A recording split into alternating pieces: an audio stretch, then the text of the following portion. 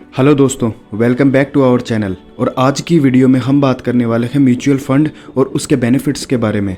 तो अगर आप हमारे चैनल पर नए हैं तो इसे सब्सक्राइब कर लीजिए ताकि इस टॉपिक की और ऐसे कई फाइनेंस टॉपिक की आपको गाइडेंस मिलती रहे।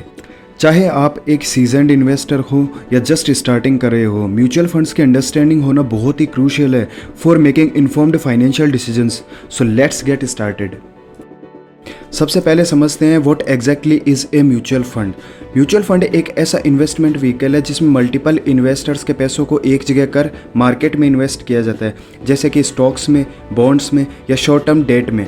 इसे प्रोफेशनल फंड मैनेजर्स मैनेज करते हैं जो कि इन्वेस्टमेंट डिसीजंस लेते हैं on the behalf of investors.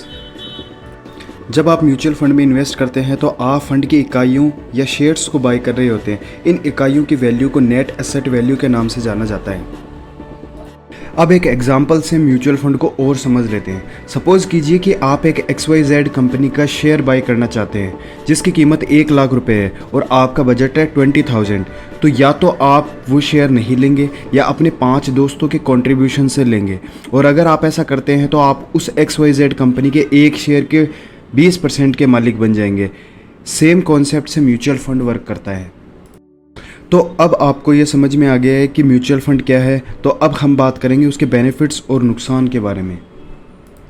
Number 1 benefit आता है डाइवर्सिफिकेशन यानी विविधता। म्यूचुअल फंड्स के मेन बेनिफिट्स में से एक है डाइवर्सिफिकेशन। अलग अलग इन्वेस्टर्स से मनी कलेक्ट करके म्यूचुअल फंड अलग अलग इंडस्ट्रीज़ और प्रतिभूतियों में इन्वेस्ट कर सकता है। ये डाइवर्सिफिकेशन इन्वेस्टमेंट के रिस्क को कम करने में और आपके पोर्टफोलियो पर किसी एक इन्वेस्टमेंट के प्रदर्शन के प्रभाव को कम करने में हेल्पफुल होता है। नंबर 2 आता है प्रोफेशनल फंड मैनेजर्स। जब आप म्यूचुअल फंड में इन्वेस्ट करते हैं तो आपको प्रोफेशनल और एक्सपीरियंस्ड फंड मैनेजर्स की एक्सपर्टीज़ का फ़ायदा मिलता है। ये fund managers asset management companies द्वारा अपॉइंट किए जाते हैं जिन्हें स्टॉक मार्केट के बारे में, मार्केट इनसाइट्स में, एनालिसिस के टूल्स के बारे में इनफ नॉलेज होता है, जिनके बिहाफ पर ये मैनेजर्स बेटर इन्वेस्टमेंट डिसीजंस ले पाते हैं। ये उन लोगों के लिए ज़्यादा हेल्पफुल है जिनके पास टाइम की कमी होती है या जिनको मार्केट का नॉलेज कम होता है और जो अपने इन्वेस्टमेंट को मैनेज नहीं कर सकते due to lack of resources. Number 3 benefit है लिक्विडिटी। एक और मेन बेनिफिट होता है म्यूचुअल फंड का जो कि है लिक्विडिटी होना। इन मोस्ट केसेस आप म्यूचुअल फंड शेयर्स को किसी भी बिजनेस डे में बाई कर सकते हैं और सेल कर सकते हैं, जिसका मतलब है कि आपको जब भी कैश की ज़रूरत हो तभी आप अपना इन्वेस्टमेंट कैश में कन्वर्ट कर सकते हैं। फिर भी आपको इस बात को ध्यान में रखना होगा कि जब आप अर्ली रिडेम्पशन कर रहे हैं तो आपको उसकी फ़ीस या चार्जेस के बारे में पता हो। नंबर 4 बेनिफिट आता है अफोर्डेबिलिटी। आप म्यूचुअल फंड में इन्वेस्ट करना एक स्मॉल अमाउंट से भी स्टार्ट कर सकते हैं क्योंकि ये अदर इन्वेस्टमेंट व्हीकल की तुलना में ज़्यादा अफोर्डेबल होता है। नंबर 5 बेनिफिट आता है टैक्स में बेनिफिट होना। इन्वेस्टर्स ELSS जिसे इक्विटी लिंक्ड सेविंग्स कहा जाता है में इन्वेस्ट करके टैक्स बेनिफिट्स भी ले सकते हैं।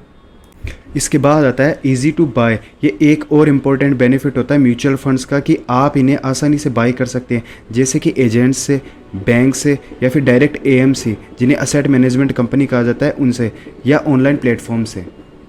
इसके बाद आता है last but not the least minimum lock in period. Mutual fund में मिनिमम लॉक इन पीरियड होता है जो कि होता है 3 साल। तो दोस्तों ये थे कुछ म्यूचुअल फंड के बेनिफिट्स और अब बात करते हैं इसके कुछ डिसएडवांटेजेस या नुकसानों के बारे में। नंबर 1 पर आता है कॉस्टिंग। म्यूचुअल फंड को मैनेज करने वाले मैनेजर्स हाई फीस चार्ज करते हैं जो कि आपके प्रॉफिट को कम करता है और कॉस्टिंग या लागत बढ़ जाती है।